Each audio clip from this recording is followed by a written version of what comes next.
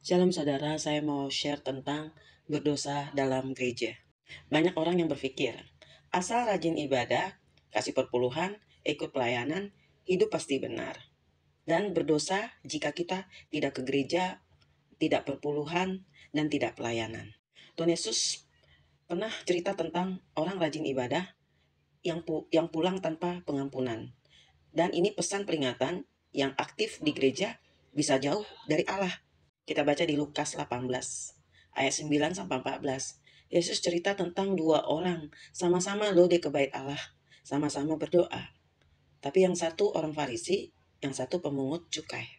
Siapa Farisi itu? Kalau kita lihat Farisi itu dia beres secara moral. Dia rajin berpuasa, rajin perpuluhan, taat aturan, dan hidupnya kudus. Secara kasat mata, dia tuh kelihatannya sepertinya orangnya baik dan soleh. Tapi dengar isi doanya ya. Kita dengar nih ada di Lukas 18 ayat 11. Ya Allah, aku mengucap syukur karena aku tidak sama seperti orang lain. Nah, orang Farisi itu berdoa sambil menghakimi. Dia mengucap syukur, tapi dia membandingkan dengan orang lain. Dia melayani Allah, tapi hatinya tuh meninggikan dirinya sendiri. Tampilannya tuh kelihatannya baik, tapi hatinya ya jahat. Nah, coba kita lihat si pemungut cukai. Dia tahu dirinya tuh berdosa. Dia nggak bisa angkat kepala karena dia merasa dirinya berdosa. Dia cuma bisa berkata di Lukas 18 ayat 13 ya. Ya Allah, kasihilah aku. Ya Allah, kasihanilah aku, orang berdosa ini. Jadi dia minta, Tuhan kasihinilah saya karena saya ini orang berdosa. Nah, ini tentang si pemungut cukai. Nah, Tuhan Yesus bilangnya seperti apa? Yang diampuni, yang dibenarkan itu bukan si Farisi, tapi apa? Yaitu yang si pemungut cukai. Kita lihat ya perbedaannya. Artinya, kita bisa rajin ke gereja, tapi kita jauh dari kasih Tuhan, jauh dari kasih karunia. Kita bisa memberi perpuluhan, tapi bukan dengan hati yang mengucap syukur gitu. Kita bisa melayani, tapi sambil ya membandingkan dan menghakimi orang. Kita bisa juga hidup kudus, tapi hatinya tidak sepenuhnya kudus, ada kesombongan. Nah, inilah yang namanya dosa di luar gereja itu kelihatan. Tapi dosa di dalam gereja itu sering tersembunyi.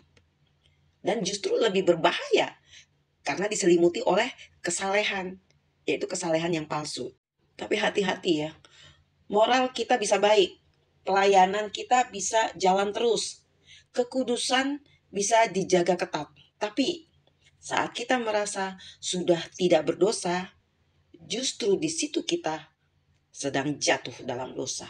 Jadi kalau kita merasa hidup kita benar, hidup kita kudus, kita tidak merasa tidak punya dosa, tidak melakukan dosa, justru di situ kita jatuh dalam dosa.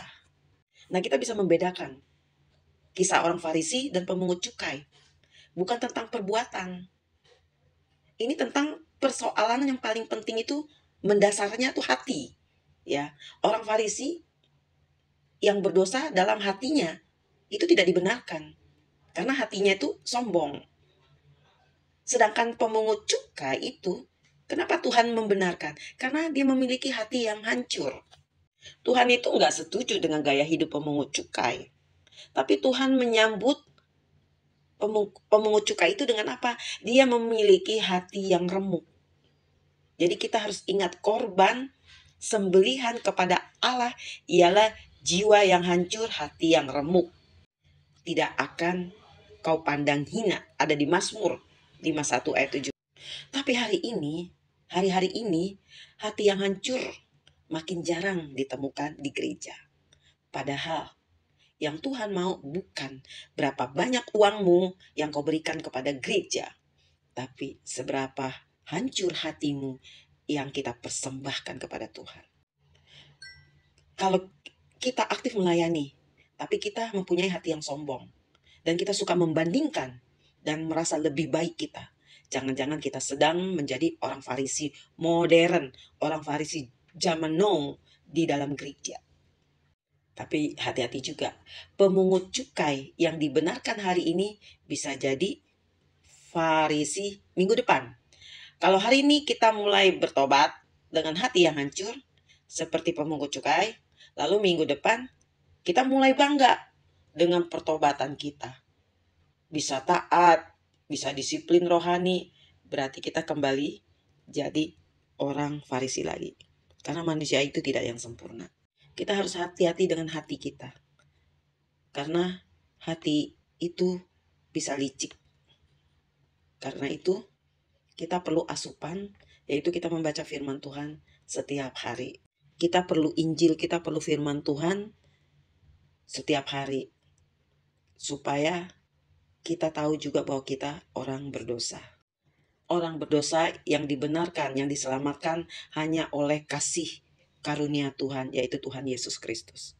Jadi ibadah yang benar bikin kita semakin sadar betapa besar anugerah Tuhan kepada kita ini yang tidak layak. Jangan sampai kita berdoa pengakuan dosa tapi tidak pernah merasa berdosa. Kalau ibadah buat kita merasa lebih benar daripada orang lain, jangan-jangan kita salah beribadah. Jadi kita berbanggalah kepada Tuhan Yesus yang sudah mati di kayu salib untuk menebus dan menyelamatkan kita. Banggalah sama Yesus yang mau datang ke dunia, menjadi manusia, rela menderita demi mencari dan menyelamatkan orang-orang jahat seperti kita, orang-orang berdosa seperti kita. Jadi manusia itu tidak ada yang sempurna. Manusia itu tidak ada yang lebih kudus. Manusia itu pasti setiap hari jatuh dalam dosa. Jadi jangan beranggap bahwa hidup kita lebih benar daripada orang itu. Jangan.